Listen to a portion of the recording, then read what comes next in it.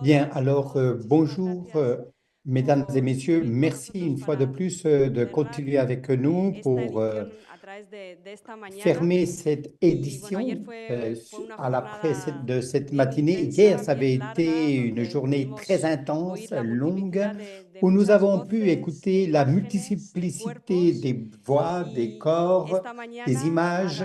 Et aujourd'hui, nous allons démarrer avec deux femmes,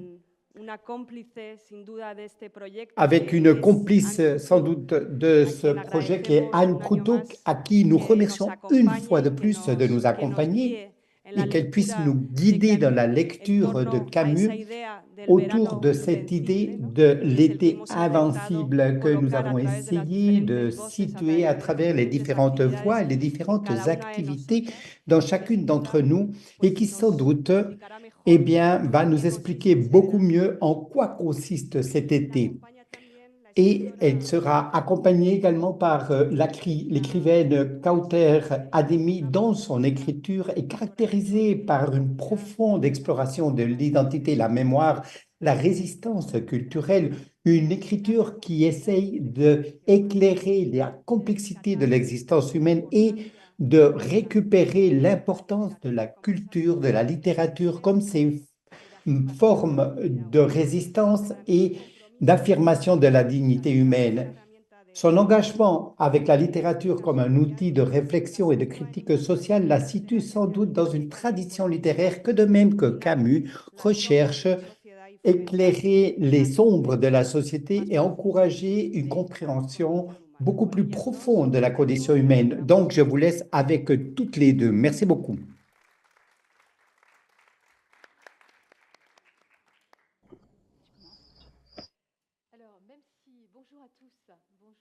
Et je suis très heureuse vraiment de revenir à Minorque chaque année et de bénéficier de cette lumière. Et je remercie beaucoup Miguel, Sandra et toute l'équipe pour l'accueil chaleureux et la joie de participer à de tels moments.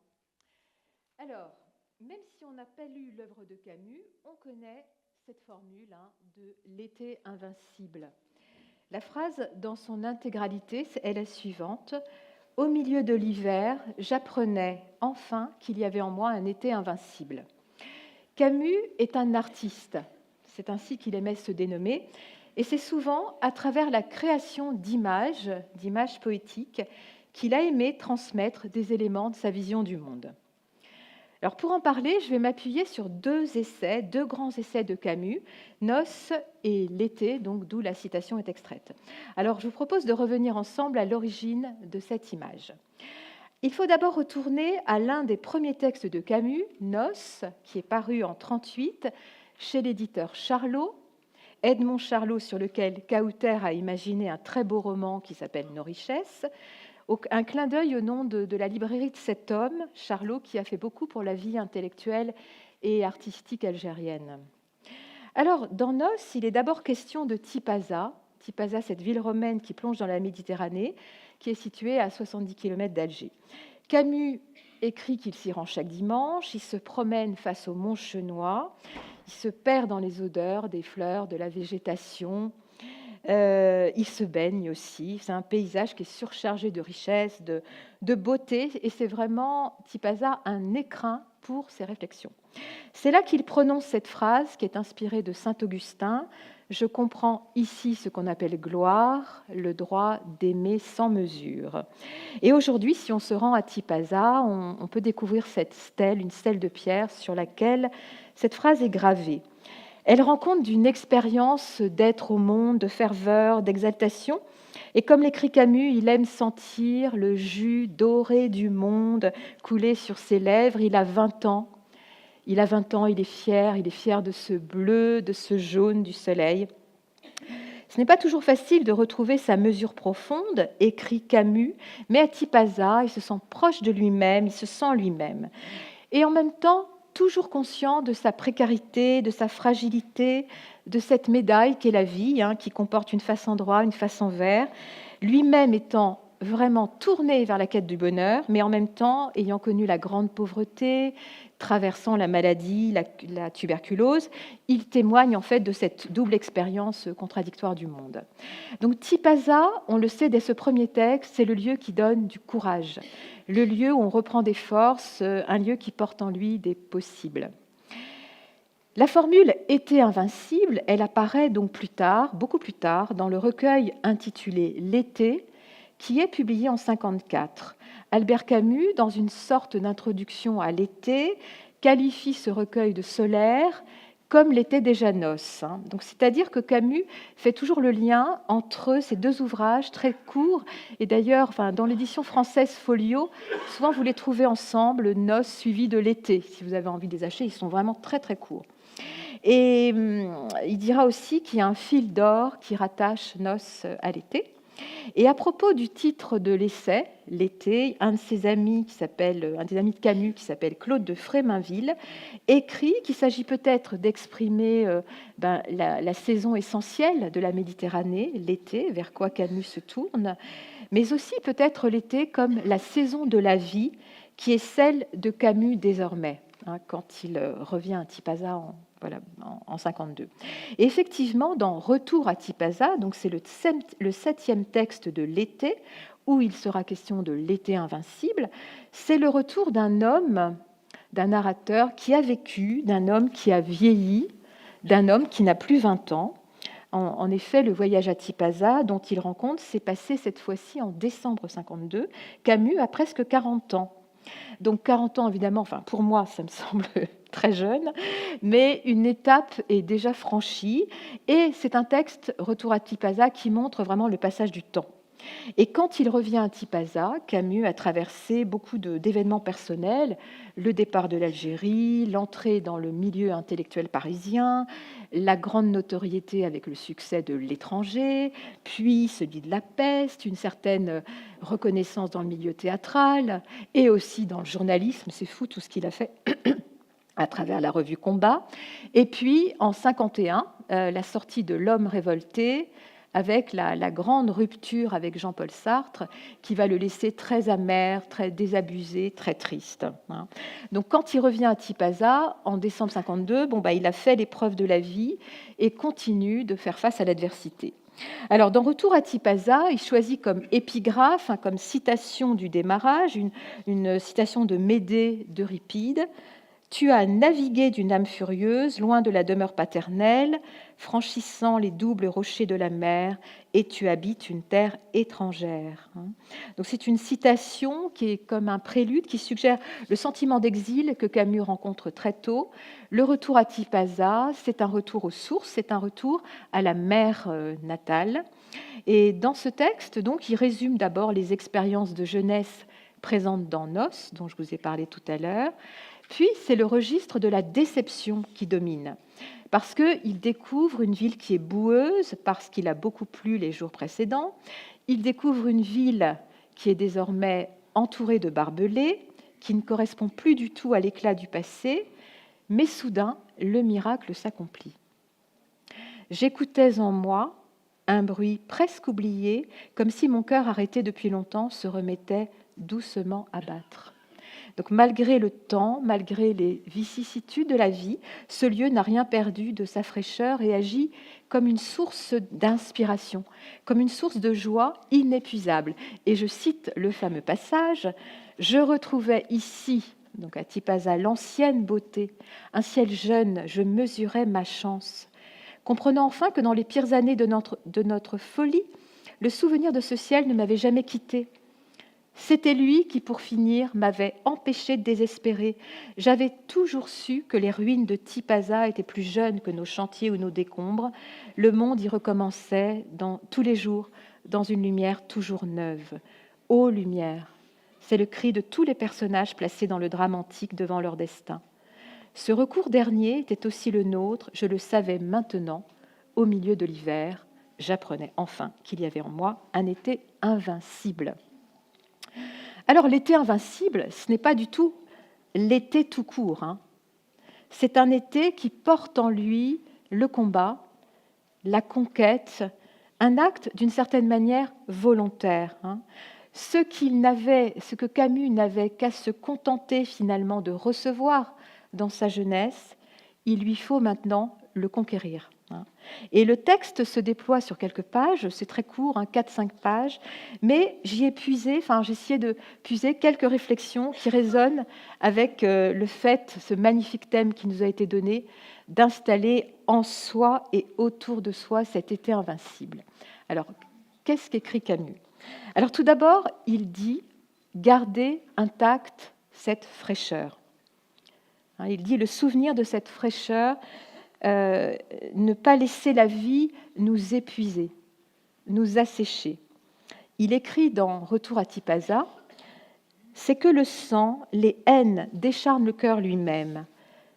La longue revendication de la justice épuise l'amour qui pourtant lui a donné naissance. » Je suis très sensible à la justesse de cet argument.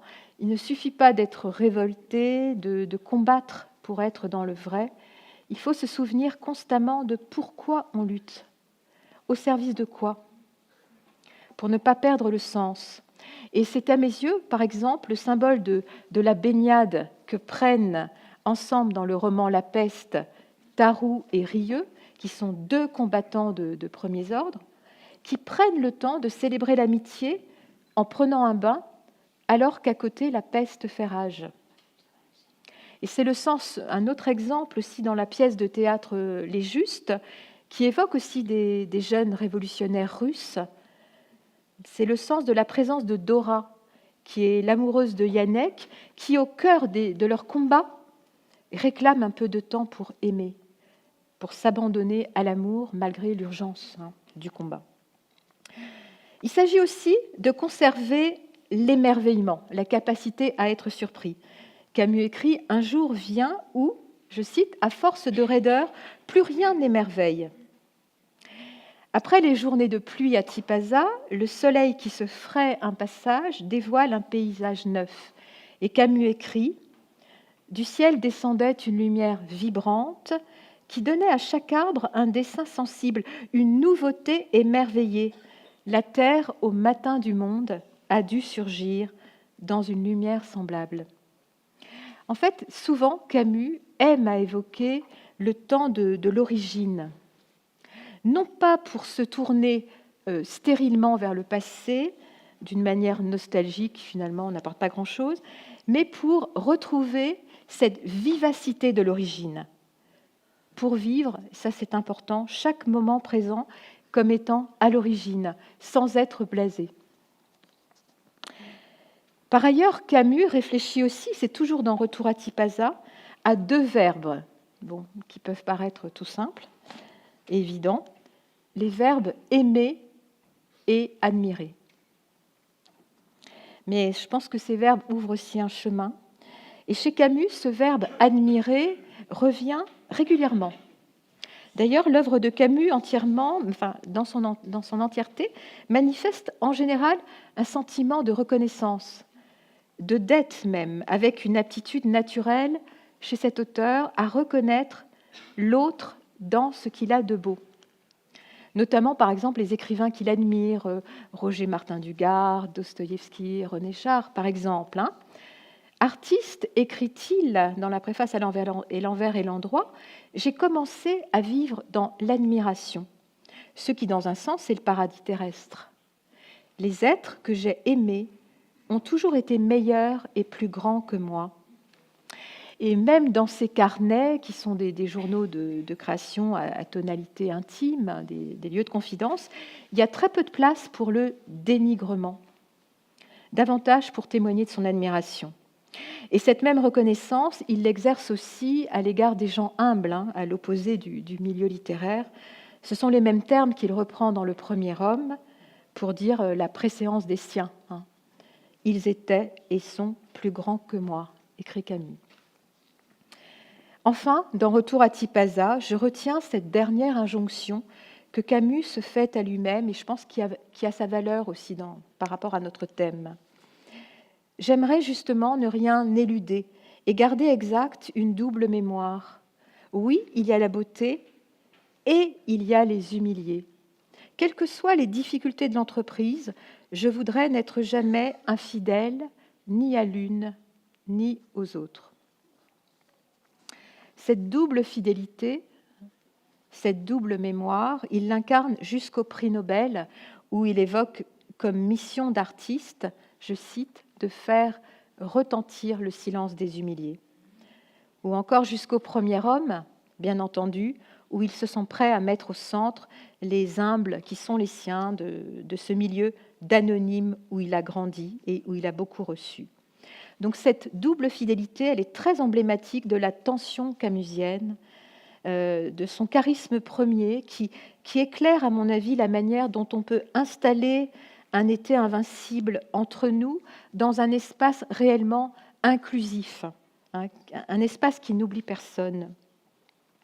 Double fidélité aussi, j'en aurais presque fini, car il ne s'agit pas d'un été invincible déconnecté des réalités douloureuses, meurtrières, guerrières. Camus, dans ce même texte, évoque la guerre, l'Europe et ses luttes. En fait, il s'agit d'une dialectique victorieuse. C'est bien au milieu de l'hiver qu'il fait l'expérience de l'été invincible. Lucide sur l'état du monde, il nous invite en fait à traverser ces ténèbres avec cette forme de lumière en soi. Cette métaphore de l'été invincible, elle a beaucoup inspiré des personnes, des lecteurs, des lectrices, mais aussi d'autres auteurs, et en particulier un poète que j'aime beaucoup qui s'appelle Claude Vigée, et que Camus va aider à la publication d'un recueil de poèmes. Et figurez-vous que ce recueil de poèmes, il s'appelle « L'été indien ». Et dans le recueil de Vigée, on est à milieu des ruines romaines et de la Méditerranée, puisque nous sommes un peu dans le pôle Nord. Il est question de brise-glace et de banquise dans le recueil de Claude Vigée. L'été indien, écrit Claude Vigée, c'est l'été au milieu de l'hiver. C'est un été qui réussit à se maintenir, à ressurgir au milieu de l'hiver. Et Claude Vigée suggère dans ce paysage polaire le fait que le créateur, l'artiste, ne se résout jamais à appréhender le monde comme un hiver définitif. L'image de cet été vainqueur de l'hiver, plus fort que les glaces, résonne avec cette métaphore camusienne. Et je pense que la vie intérieure de ces deux artistes leur permet de ne jamais perdre de vue l'été et ses promesses emprisonnées par les glaces ou les meurtrissures de l'existence. Alors, installer en soi cet été invincible, en soi et autour de soi, cet été invincible, c'est quoi? C'est garder intacte en soi cette fraîcheur, être fidèle à une double mémoire, celle des humiliés, celle de la beauté, s'émerveiller, se ressourcer, savoir retrouver la joie de l'origine, se sentir de quelque part, d'un lieu de racine qui donne du courage et des ailes, rester lucide, accueillir, comme l'écrit Camus, du même cœur, ceux qui transportent et ceux qui accablent, assumer cette tension, tout cela ressemble à une morale. Mais comme Camus l'écrit dans ses carnets, si j'avais à écrire un livre de morale, il aurait 100 pages et 99 seraient blanches. Et sur la dernière, j'écrirais « Je ne connais qu'un seul devoir, et c'est celui d'aimer. » Merci.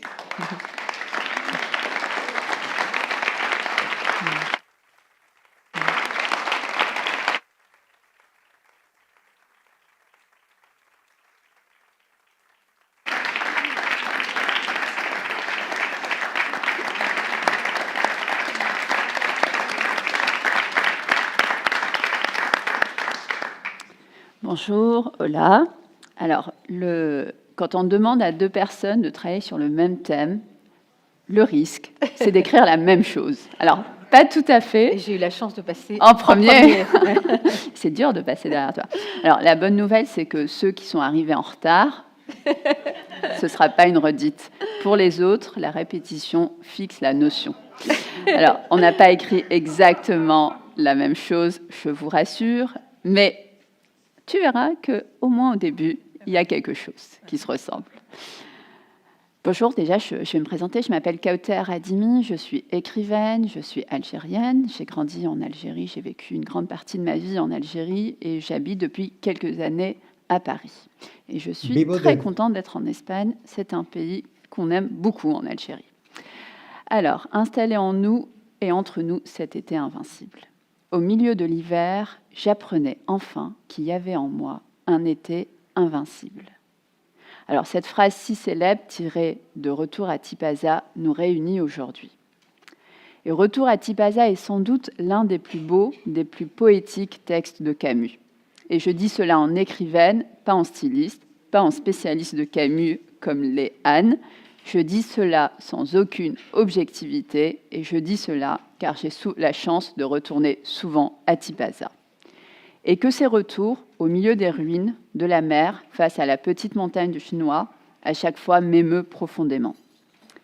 Et à chaque retour, je ne résiste pas, je me perds dans les chemins de terre, j'arpente les rochers, je tourne autour des ruines, je demande aux gardiens, à chaque fois, de m'accompagner sur les lieux, de retrouver la stèle érigée en 1961 par Louis Benisti en hommage à Camus. Sur cette pierre qui provient des ruines romaines, Benisti a gravé en lettres capitales ces quelques mots assez difficiles à déchiffrer qui sont tirés de Nos à Tipaza. Je comprends ici ce qu'on appelle gloire, le droit d'aimer sans mesure. Oui, moi j'ai cette grande chance de pouvoir souvent retourner à Tipaza, de me noyer sous la pluie d'Alger. Il pleut souvent à Alger l'hiver. C'est quelque chose d'assez étrange. Non, c'est quelque chose d'assez étrange qui est souvent... Enfin, d'ailleurs, dans mes livres, il pleut toujours. Et c'est vrai qu'il pleut à Alger en hiver, de manière assez étrange, puisque la ville noie littéralement les habitants. C'est une pluie très étrange qui nous force presque à danser les uns autour des autres, qui nous pousse. Et c'est une ville étonnante, Alger sous la pluie. Et j'ai aimé retrouver Alger sous la pluie avec Albert Camus. Et à chaque fois, ce retour m'oblige à plonger dans la mer et dans l'enfance. Alors, c'est dire si ce texte m'est précieux.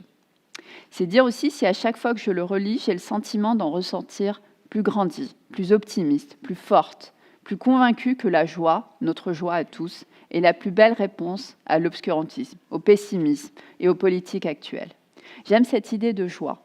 J'aime cette idée qu'il faut aller combattre quelque chose pour retrouver la joie. Et j'ai repensé tout à l'heure à une citation d'un autre écrivain que j'aime beaucoup, Kateb Yassine, qui est un écrivain algérien très important. C'est un peu l'un des monstres dans la littérature algérienne. Il écrit en français, il a écrit du théâtre aussi. Et il a cette petite phrase, cette phrase assez importante, même dans le Polygone étoilé, il dit « Ni mort, ni meurtrier, je dissimule nos pertes à la joie ennemie. Ni mort, ni meurtrier, je dissimule nos pertes à la joie ennemie. » Et cette idée de la joie ennemie, c'est-à-dire de ne pas faire plaisir à nos ennemis, en dissimulant tout ce qui va mal, je serai plus fort, en fait. C'est ce qu'il dit, je serai plus forte que nos ennemis. Kateb Yassine était un écrivain algérien qui a beaucoup écrit avant et après l'indépendance de l'Algérie. Il a eu cette phrase très connue, très célèbre, « Le français est mon butin de guerre ». J'écris en français parce que je veux dire aux Français ce qui se passe en Algérie. Et j'aime cette idée de combat, d'aller chercher en soi la joie et donc cet été invincible. C'est comme ça que moi, je le comprends chez Camus. Alors, cet été camusien, vous l'avez compris, n'a rien de météorologique. C'est une force intérieure, c'est une résistance vitale, c'est une lumière assez fragile, à vrai dire, mais tenace, qui continue d'exister, même lorsque tout semble s'effondrer autour de nous. Et en ce moment, beaucoup de choses s'effondrent autour de nous. C'est cette lumière que nous sommes invités à découvrir par Camus, en nous, entre nous, et peut-être aussi à entretenir ensemble. Ce que Camus appelle l'été invincible, c'est cette capacité humaine et presque animale, il y a quelque chose de très charnel là-dedans, à se redresser après la chute, à choisir la vie, même absurde, plutôt que le renoncement. C'est aussi d'une certaine façon un art de vivre. Il faut imaginer Sisyphe heureux, écrivait le penseur japonais Kuki Shuzo avant que cette phrase ne soit reprise par Camus lui-même, et non pas heureux par déni, par incompréhension, mais heureux malgré tout, par choix et par lucidité. Donc, le verbe utilisé est capital. Tu en as parlé tout à l'heure des verbes de Camus. Ça m'a frappé. Parce que Camus écrit « Au milieu de l'hiver, j'apprenais enfin qu'il y avait en moi un été invincible. » Albert Camus est donc écrivain, vous le savez, il est philosophe, homme de théâtre, c'est un homme des mots, et les mots ont un sens, il ne les choisit pas par hasard, ils sont importants. Et je l'imagine barrer 1000 fois cette phrase, la réécrire 1000 fois, et un écrivain peut passer vraiment beaucoup de temps sur des phrases, et mon éditeur pourrait en témoigner. Il y a une phrase dans mon prochain livre que je n'ai pas encore solutionnée à quelques semaines de l'impression. Et vraiment, ça fait des mois que je suis sur cette phrase en particulier. C'est un livre de 250 pages, mais il y a une phrase où je ne suis pas certaine du verbe. Et vous savez comment ça se passe quand on écrit un livre. En fait, il y a plusieurs étapes. On appelle ça les épreuves. On est censé en avoir 2. Je suis aux 5e épreuve.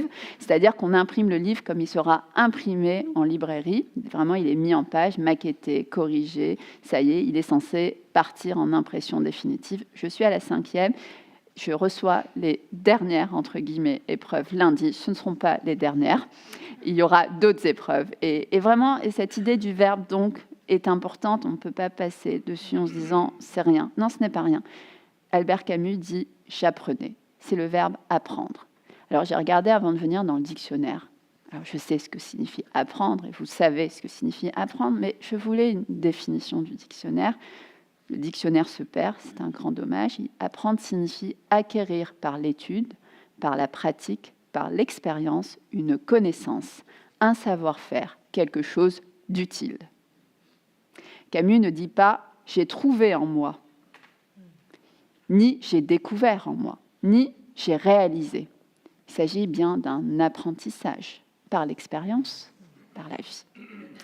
Et d'ailleurs, cette citation est très, très, très souvent mal rapportée par les politiques, souvent, qui aiment beaucoup citer Camus sans le lire, mais aussi sur Internet. Et d'ailleurs, si vous regardez le dictionnaire des citations sur Internet, il le rapporte mal, puisque ce n'est pas le verbe « apprendre ».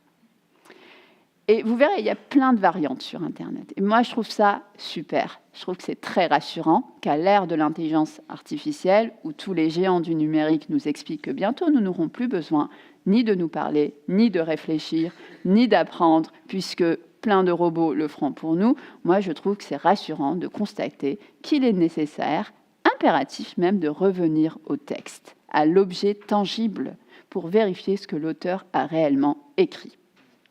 Alors, je l'ai fait. Avant de venir, j'ai cherché le recueil L'été dans ma bibliothèque et à la page 109 de la version poche folio dont tu parlais tout à l'heure, Albert Camus écrit « Je retrouvais ici l'ancienne beauté, un ciel jeune, et je mesurais ma chance. Comprenant enfin que dans les pires années de notre folie, le souvenir de ce ciel ne m'avait jamais quitté. C'était lui qui, pour finir, m'avait empêché de désespérer. J'avais toujours su que les ruines de Tipaza étaient plus jeunes que nos chantiers ou nos décombres. » Et à chaque fois que je lis cette phrase, je dis que nos charniers ou nos décombres. J'ai toujours ce mot qui vient à la place de l'autre. Le monde y recommençait tous les jours, dans une lumière toujours neuve. Ô lumière! C'est le cri de tous les personnages placés dans le drame antique devant leur destin. Ce recours dernier était aussi le nôtre, et je le savais maintenant. Au milieu de l'hiver, j'apprenais enfin qu'il y avait en moi un été invincible. J'ai quitté de nouveau Tipaza, j'ai retrouvé l'Europe et ses luttes, mais le souvenir de cette journée me soutient encore et m'aide à accueillir du même cœur ce qui transporte et ce qui accable. Alors, installer cet été, c'est donc renouer avec une forme de joie, une joie grave, non pas frivole, mais ancrée dans l'expérience. Ce n'est pas une consolation, c'est une conquête, et je pense qu'il nous invite à aller conquérir cette joie. C'est une exigence que l'on doit à soi-même et peut-être même une responsabilité, car si nous avons en nous cette lumière, alors nous devons aussi la partager, la faire circuler, la transmettre entre nous. Je me souviens, en parlant de lumière, il y a quelque chose qui m'est revenu il y a vraiment quelques jours, j'en parlais encore hier. Je me souviens d'un colloque à Tipaza il y a quelques années autour d'Albert Camus, organisé par le département de langue française à l'université d'Alger, où j'étais étudiante. Je crois que c'était en 2007 ou peut-être 2008. Et nous étions là, Algériens, Français, à discuter de l'œuvre de Camus dans une sorte de communion intellectuelle et sensible. Et je garde surtout, moi, en mémoire les petites conversations à côté des débats. Je n'ai plus aucun souvenir des thématiques abordées, c'est terrible, parce que j'imagine que quand même, si tout le monde avait pris le soin de préparer des communications, c'était quand même pour en tirer quelque chose. Mais moi, je me souviens très bien de ce qu'on s'est dit en dehors des salles, sur la plage, de toutes les petites conversations qu'on a eues à côté. et qui ont nourri quelque chose pour moi. Et moi, moi ce que je revois, c'est ça, c'est les ruines romaines qui se détachent sur le ciel bleu, c'est la mer, le soleil, et c'est les discussions à côté. C'est essayer de reconnecter quelque chose. Et ce n'est pas si anodin que ça de se retrouver algérien, français, en Algérie pour parler de Camus. Alors on était là, réunis, venus des quatre coins de la planète, un groupe hétéroclite de chercheurs, d'étudiants, d'écrivains, de lecteurs, tous unis par Camus. Et on parlait de littérature, bien sûr, on parlait aussi du monde, de philosophie, on parlait de la France, on parlait de l'Algérie, on parlait beaucoup de la colonisation aussi. On cherchait ensemble, finalement, à faire quoi ? À décrypter le monde, à décrypter ce qu'on pensait, ce qu'on vivait, etc., à travers le prisme de cette pensée camusienne. Et aujourd'hui, au moment où je vous parle, où les relations franco-algériennes sont très dégradées, peut-être ne l'ont-elles jamais été autant, à part dans les années 70 éventuellement. Moi, je crois quand même beaucoup à ces ponts, à ces petites choses qu'on crée les uns avec les autres. Et c'est quelque chose de très précieux. Je me disais encore ça ce matin. J'ai rencontré ici des gens extraordinaires en 2 jours qui vont faire partie de ma vie d'une façon ou d'une autre, qui ont alimenté quelque chose en termes de conversation. On a beaucoup parlé en arabe, en anglais, en français ces derniers jours. Et ça, je crois que c'est extrêmement vital dans le monde actuel. Et parce que l'université, la recherche, la culture sont assiégées, sont menacées de toutes parts, un peu partout dans le monde, vous le voyez. Dès lors qu'on a envie de cesser de réfléchir, on coupe les budgets des universités, on coupe les budgets de recherche, on empêche les gens de circuler, de se réunir et de discuter. Et pourtant, je pense que c'est précisément dans ces moments de repli que l'œuvre de Camus nous est le plus nécessaire et que le dialogue est vital. Moi, dans mon propre travail, Camus est présent depuis longtemps. Il ne s'agit pas d'une influence de thème, quoique, mais plutôt d'une influence de style. Et je pose toujours les livres de Camus à côté de moi lorsque j'écris. C'est une espèce de présence qui me rassure, assez souterraine, mais qui irrigue pas mal mon écriture. Alors effectivement, il y a nos richesses. J'ai écrit un livre sur Edmond Charlot, qui est le premier éditeur de Camus, même si je n'aime pas le présenter comme ça, parce que je trouve que c'est assez réducteur sur un homme qui a été extraordinaire, qui a été un des plus grands éditeurs, je pense, du monde moderne, qui a traversé le XXe siècle, qui avait un espèce de génie fou, qui était vraiment ça. Et la rencontre avec Camus, elle se fait très tôt, puisqu'ils se rencontrent au lycée puis à l'université. Et Camus a écrit La Révolte des Asturies, une pièce de théâtre très espagnole, et avec 3 copains. Et ils ont pour ambition de monter cette pièce de théâtre à Alger. Et tous les dons seront reversés aux enfants pauvres, algériens et français. Important de le citer. Et donc, ils ont engagé pas mal de frais pour monter cette pièce de théâtre. Et le maire d'Alger, homme terrible, très dur, a peur de ce que cette révolte dans les Asturies pourrait dire. Il a peur, en fait, d'une pièce de théâtre de 4 jeunes. Camus n'est pas encore connu, ce n'est pas encore le Albert Camus, il n'a encore rien publié. Et donc, il fait interdire la pièce de théâtre. Camus est furieux, il demande à Edmond Charlot, qui est son copain d'université, qui a toujours eu envie de publier, d'être éditeur, travailler autour du livre, il lui demande de publier ce texte et de vendre ce texte un peu sous le manteau pour rattraper un peu l'argent de tout ce qu'ils avaient dépensé en costumes, etc. Edmond Charlot et Camus publient ce texte sous les initiales EC, les éditions Charlot, Edmond Charlot, les initiales d'Edmond Charlot, et tout le monde croit que ce sont les éditions Camus. Et c'est la première fois qu'Edmond Charlot commence, plus ou moins la première fois qu'il publie quelque chose. Et donc Edmond Charlot va ouvrir cette fameuse librairie rue Charras, aujourd'hui rue Hamani, qui existe toujours, qui s'appelle Les Vraies Richesses, et qui était toute petite. D'ailleurs, il disait que quand il étendait les 2 bras de part et d'autre, il pouvait toucher les murs. Et c'est vrai qu'elle est minuscule, cette librairie. C'est toujours une grande joie pour moi d'y retourner. Et Albert Camus va l'aider il va d'ailleurs souvent être là dans la librairie, il va l'aider à faire la comptabilité, il va l'aider à vendre les livres, etc. Et puis, Charlot va créer les éditions Charlot et publiera les 2 premiers livres de Camus. Il ne publie pas L'étranger. Il ne publie pas La Peste parce qu'en fait, Albert Camus lui envoie les textes, et ça c'est assez extraordinaire, Mais Charlot n'a plus de papier. Il est en Algérie et il ne trouve plus de papier. Il collecte le papier là où il peut. C'est vraiment un drame pour lui. Il cherche du papier partout. Il essaie de fabriquer une espèce d'encre artisanale.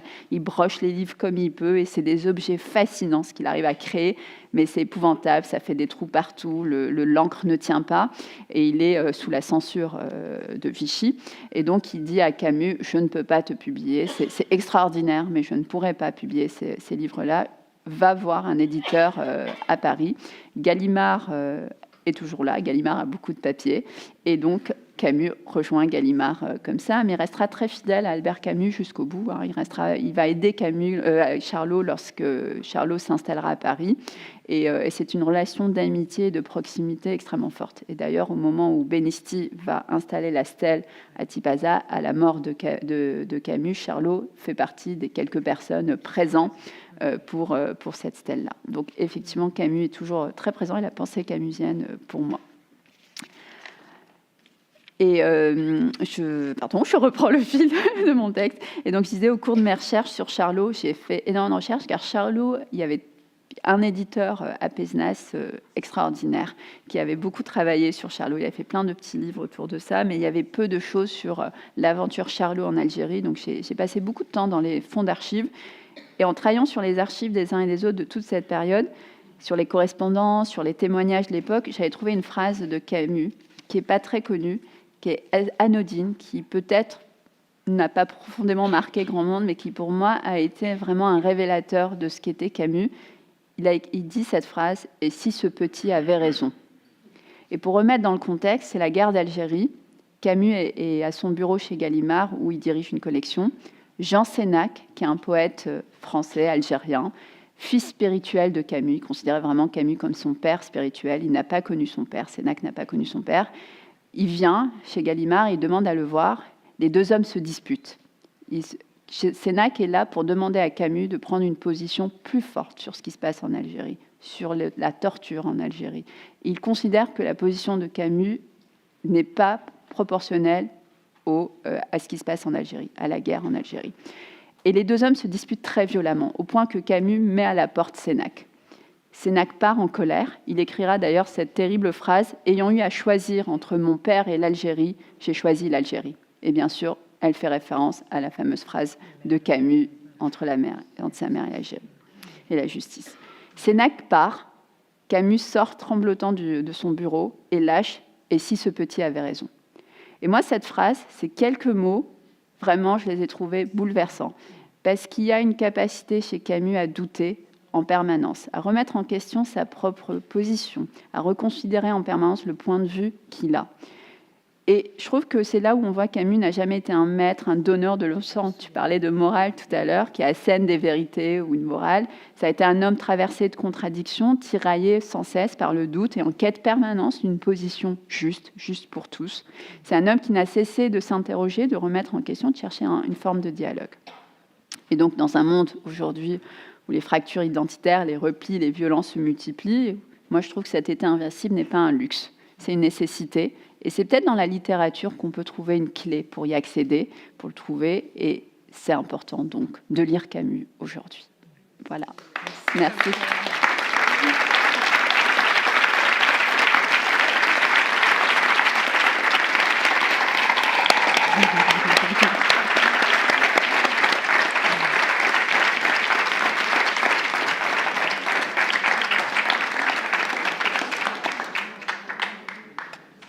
Tu vois, il y avait pas mal de ponts entre nous. Et à la fois proche et en même temps singulière chacune. Merci. Par exemple, j'ai beaucoup aimé le passage que tu interroges le terme apprendre. Et j'avais envie justement, tu nous as par discrétion, tu as peu parlé de toi.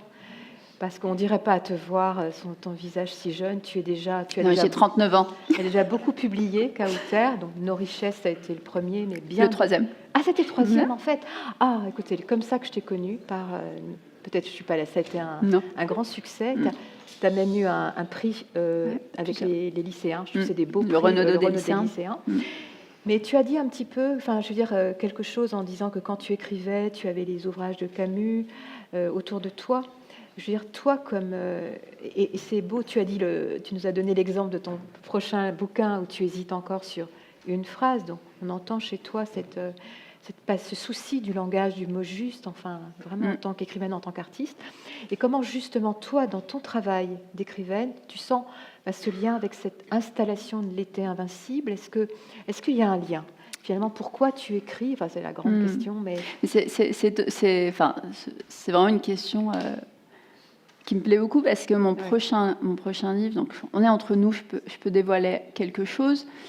Il s'appelle La joie ennemie, qui sort en septembre. Et, il s'appelle La joie ennemie. Ah oui. C'est le fameux vers de Kateb Yassine. Ouais. Et je crois que c'est un peu un texte autour d'une forme de résilience, mais je crois profondément au fait... Et l'Algérie est un pays qui a vécu beaucoup de guerres. On a 3 guerres. Moi, je dis, mes grands-parents ont fait 3 guerres, mes parents ont fait 2 guerres, et j'en ai fait une. Mes grands-parents ont fait la Seconde Guerre mondiale. Mon grand-père a fait la Seconde Guerre mondiale. Ils ont connu la guerre d'Algérie et ils ont connu les années 90. Je vais dire les années 90, à défaut de trouver un terme qui fasse consensus en Algérie, puisqu'on dit la guerre civile, la lutte antiterroriste. Mes parents ont connu la guerre d'indépendance et les années 90, et moi j'ai connu les années 90. Alors on peut regarder les choses de manière très optimiste en disant moi je n'en ai connu qu'une, mes grands-parents en ont connu 3, avec un peu de chance, mon fils n'en connaîtra aucune. L'état actuel du monde me laisse supposer que c'est pas dit et que ce n'est pas gagné.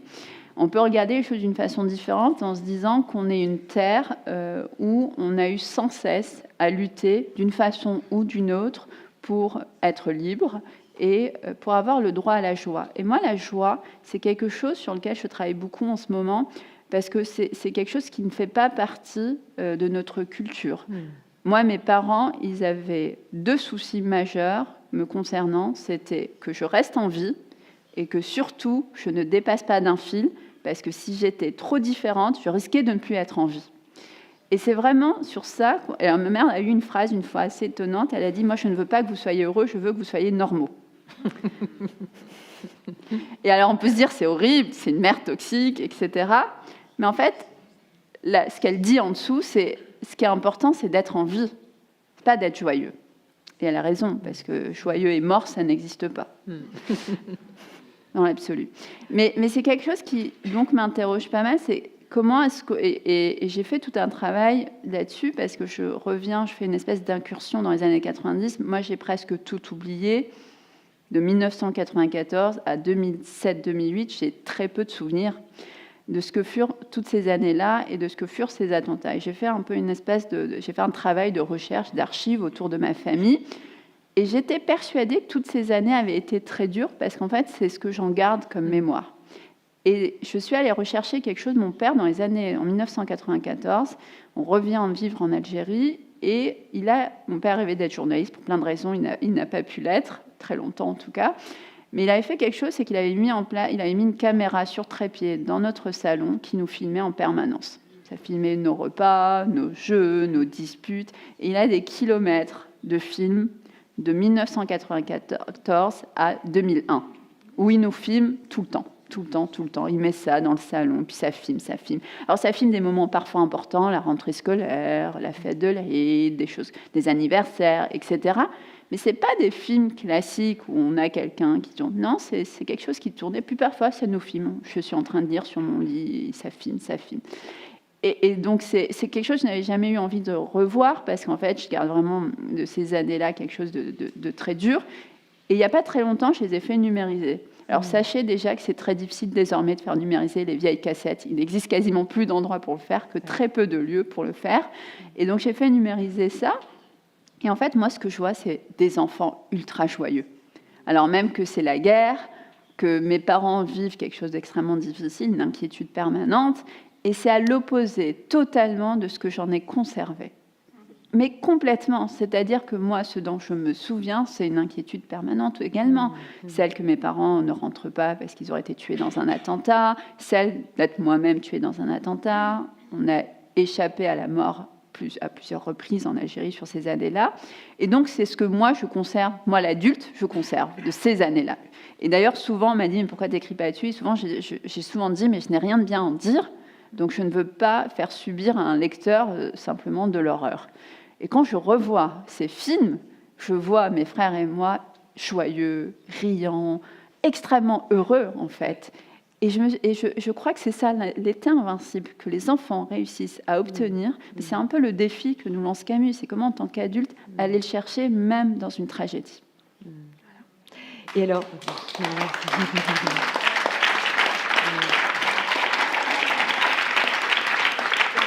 Alors, c'est difficile parce que moi, j'ai écrit un livre pour dire que c'était horrible. Voilà. Et ensuite, j'ai des cassettes vidéo qui viennent contredire mon point de vue. Non, mais en plus, j'ai sorti la cassette vidéo en disant je vais fabriquer un petit film pour accompagner le livre. Et là, j'ai un objet qui est en opposition complète avec le livre. C'est hyper intéressant. C'est-à-dire à quel point l'archive... Et après, on peut se dire plein de choses. Oui, mais c'est une archive qui est choisie. Vous savez, c'est le mal d'archive. Le fait d'avoir une archive, c'est choisir. Et mon père a choisi des moments. Il n'a peut-être pas filmé les moments où on hurle, où on pleure, où on crie, où on tape. Il n'a peut-être pas filmé les moments où il y a un attentat en bas de l'immeuble. Mais tout de même, ça interroge sur à la fois la capacité de créer de la joie, même dans les pires moments, et cette capacité, en fait, à ne conserver complètement autre chose. Moi, l'été invincible, longtemps, je l'ai mis de côté, parce qu'en fait, pour moi, la nécessité, c'était pas d'avoir de la joie, mais c'était d'être en vie. Mais je pense que c'est pas l'un ou l'autre, on n'est pas obligé de les opposer, et que c'est pas une contradiction, parce qu'en fait, si vous les opposez, et si vous considérez qu'aujourd'hui, la seule notion, c'est de survivre, il y a une forme d'essentialisation de ces personnes-là, parce que, en fait, les personnes qui subissent la guerre, c'est souvent quand même des personnes qui ont été... La colonisation, la guerre, ça a été certaines catégories de personnes, beaucoup plus que d'autres. En fait, je crois qu'on a le droit à la joie et qu'il ne faut pas hésiter à y aller. Et ça, c'est encore quelque chose d'assez difficile aujourd'hui comme discours, je crois. En tout cas, tu es légitime pour en parler. Peut-être des questions, si on a le temps. Oui. Je vais mettre ça. Alors ça, Agnès... Non, ça sera en français, ça devrait aller. Ça devrait aller. On devrait te comprendre, Agnès, sans traduction. Ce n'est pas une question Kauter, je vais dire Kauter. J'étais à ce fameux colloque Tipaza à Alger. Alors, est-ce que tu te souviens de la date? Mais bien évidemment. Alors, la date, c'est 2007, mais je me souviens du titre. Camus et les lettres algériennes, l'espace de l'interdiscours. Et je trouve que 15 ans après, on continue la même chose. Et ça me ravit absolument. Comme me ravit toujours l'idée que cette stèle, dont vous avez rappelé toutes les deux qu'elle a été mise en 1961, l'Algérie indépendante ne l'a jamais enlevée. Et moi, je me suis dit, on aurait pu dire cette présence française à Tipaza, on n'en veut pas. Et jamais personne n'y a touché. Comme la librairie de Charlot. Exactement. Là, et il y a les portraits de Charlot, de Camus. Absolument. C'est important. Et je la connais bien. Elle a raison, elle n'exagère pas. Si on tend les bras, on la voit de chaque côté. Et c'est un lieu extraordinaire. Mais je veux dire que ça dit quelque chose sur cette Algérie où j'ai eu le bonheur de retourner souvent. La stèle de Camus est restée. Alors bien sûr, Camus est sujet de débats, et j'en ai eu beaucoup là-bas, mais de débats toujours passionnés. Et je vois encore des amphis entiers me disant « On nous a dit ça, madame, et qu'est-ce que vous dites ?» Ouh là là là là, je me disais « Ok, d'accord, on reprend les textes. » Et Camus est lu. Et les livres de Camus circulent Camus beaucoup, est lu, on peut trouver Camus partout. J'allais souvent au salon du livre international, et à l'entrée, il y avait... c'était d'ailleurs des éditions pirates. Mais le texte était bien. Bon, je veux dire que c'est important de le dire, Camus n'est pas banni de l'Algérie actuelle. Il n'est peut-être pas aussi valorisé en tant qu'individu, et on pourrait sans doute faire mieux, et je pense qu'on devrait faire mieux, parce qu'en fait, il fait partie d'une histoire du pays, et en ce moment, c'est important de continuer à lutter pour que ces personnes qui ont existé continuent d'exister dans le pays, et c'est pas contradictoire avec une indépendance. Absolument. Mais non, il n'est pas banni. D'ailleurs, la stèle de Camus, elle n'est jamais dégradée. Il y a eu quelquefois des graffitis, ça a toujours été nettoyé. Et les gardiens, tous les gardiens connaissent très bien l'histoire de la stèle. Ils sont toujours ravis d'accompagner les gens sur la stèle. Et il y a des gens qui pensent que c'est la tombe de Camus. Et il y a des gens qui pensent que c'est la tombe de Camus. Et tout le monde connaît. Non, mais voilà, je voulais dire ce souvenir merveilleux de 2007 et que nous avons qui perdure. Voilà.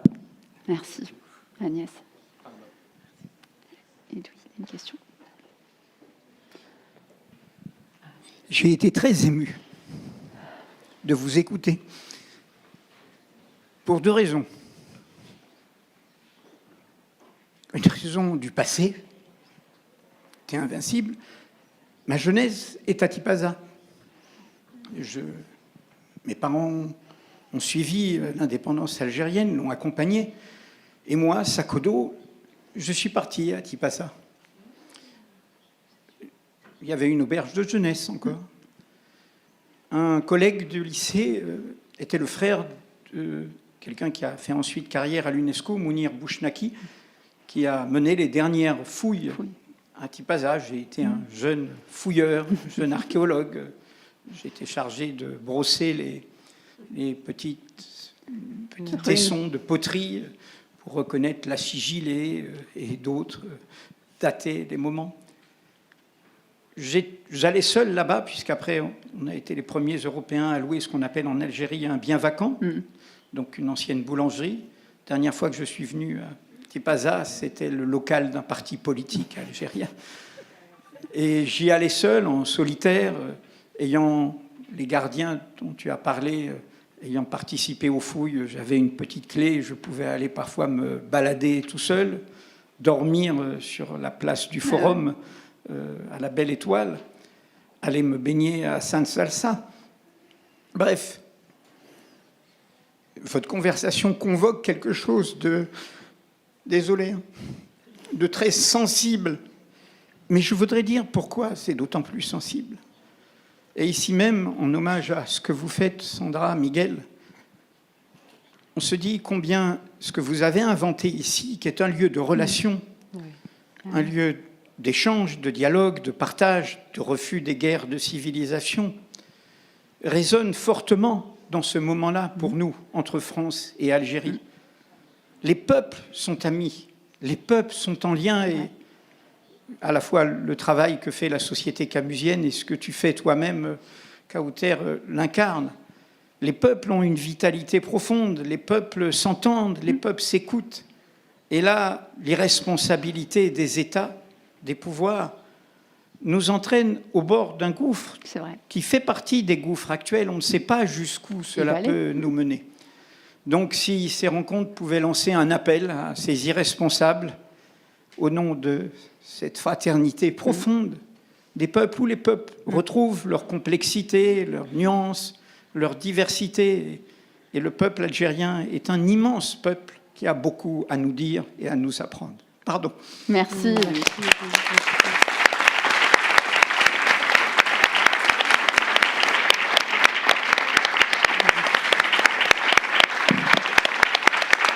Merci, pardon.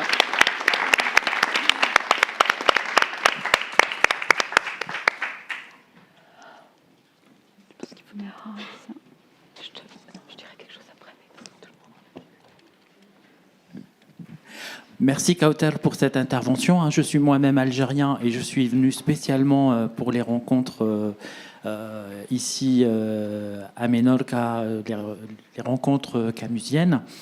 Je suis un tout petit peu plus âgé que toi et j'ai connu les fameuses années dont tu parles. Et j'en garde, comme tu le dis, un souvenir de joie individuelle également et familiale. Et moi, ce que je voulais savoir, est-ce que j'ai pas le souvenir d'avoir connu des joies collectives, c'est-à-dire des joies extérieures à ce cadre-là qui était particulier de l'intime. Et je voulais savoir, est-ce que toi, tu avais souvenir de joie collective, puisque de mémoire, il y avait aussi, c'était contre le terrorisme également, mais c'était aussi les uns contre les autres. Non, moi, je n'ai pas de souvenir de joie collective. La rue, elle était effrayante de silence. C'est très difficile aujourd'hui de le raconter. Certains endroits du pays étaient un peu plus... Par exemple, Oran, moi, je suis allée vivre à Oran en 98. C'était autre chose. Le soir, la musique. J'ai cru aller dans un autre pays. Mais à Alger même, entre 94 et 98, moi, j'ai un souvenir d'une ville assiégée par le silence et l'inquiétude, quoi, dans les rues. Et non, même, j'allais plus loin, tu sais, je te tutoie parce que tu es algérien. Et donc, Je tutoie tous les Algériens. Mais même dans les mariages, moi je me souviens des casse-têtes des mariages. Quand quelqu'un se mariait, à qui se mariait-il? Qui était sa famille? Qui étaient ses frères? Qui étaient ses sœurs? Qui étaient ses parents? Qui étaient ses oncles? À qui est-ce qu'on se liait? Est-ce qu'on devait aller au mariage? Qui allait au mariage? Qui n'y allait pas? À quelle heure on arrivait? À quelle heure on repartait? À qui? Et nos propres mariages. J'ai souvenir d'un mariage d'une tante. Tout a été fait, presque en cachette, dans l'urgence. Ne pas dire à telle personne, mais si on dit à telle personne, parce qu'on ne savait pas juste qui était de quel bord. Et ça, c'est quelque chose qui a empêché toute joie, effectivement. Et tu as raison, il y a une joie individuelle de moment, mais il n'y avait pas de joie collective. Et c'est quelque chose qui m'interpelle beaucoup aujourd'hui, puisque après les années 90, on n'a pas fait un travail de parole là-dessus. On n'a pas parlé de ce qui nous était collectivement arrivé. On n'a pas parlé de ce que ma génération est, c'est-à-dire des gens qui, entre l'âge de 6-7 ans jusqu'à l'âge de 20 ans, ont vécu avec la peur d'être tués tous les jours, et puis un peu enfermés. Moi, j'ai découvert la vie à la fac, parce qu'avant ça, je ne sortais pas. Mes parents ne voulaient pas mettre un pied dans une bibliothèque ou dans une librairie ou dans un lieu de culture. C'était trop risqué. Je rappelle que Joachim Gros, qui était un Français, qui avait refusé de quitter l'Algérie parce qu'il avait toujours vécu en Algérie, a été abattu en 1994 de mémoire devant la librairie rue Didouche-Molade. C'est comme ça que j'ai écrit Nos richesses. Je voulais travailler sur Joachim Gros, et en travaillant sur Joachim Gros, j'ai trouvé la librairie de Charlot. Voilà, ça s'est fait comme ça à l'époque. Et en fait, il n'y avait pas de place pour la joie. Mais donc, comment on se réapproprie, par exemple, l'espace public en Algérie? Moi, je n'ai compris qu'en arrivant en France en 2009 que je ne considérais l'extérieur comme un lieu de passage. J'allais d'un point A à un point B. Je ne pouvais pas rester dehors. Ça n'existait pas, rester dehors. On ne reste pas dehors. Tu restes dehors, tu te prends une balle. Donc, en fait, j'allais et même après les derniers attentats. Et les derniers attentats sont très tard, en fait, parce que le dernier attentat à Alger, il est en 2007. C'est l'attentat à côté de l'ONU. Il est très tard. Moi, mon premier attentat, il est en 94. Le dernier, il est en 2007. Donc, j'ai 13 ans d'attentat. Donc, j'arrive en France en 2009. Jusque-là, je fais attention. Même aujourd'hui, je fais attention. On fera toujours attention. Mais c'est comment on se réapproprie cet espace public qui nous appartient.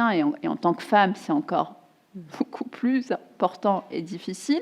Et comment on reprend la joie qui, culturellement, en plus, fait vraiment partie de notre ADN. Et je crois que c'est des questions essentielles au bonheur collectif, et que c'est des questions qui doivent se poser comme pour une société. C'est qu'est-ce qu'on fait pour... Et on fait pas mal de choses pour la vie dehors. Les gens sortent le soir, les gens sont réappropriés tous les espaces publics. Mais je crois que la joie ne fait pas partie du discours politique. Que le bonheur et la notion de joie, on se l'empêche parce qu'en fait, on a vécu beaucoup de drames, et donc en fait, on conserve cette idée qu'il y a une espèce d'échelle. Nous, on doit survivre, les autres, ils ont droit à la joie. Je ne crois pas à ça. Je crois que le bonheur, c'est important et qu'on le mérite, parce que sinon, on s'auto-essentialise. Voilà.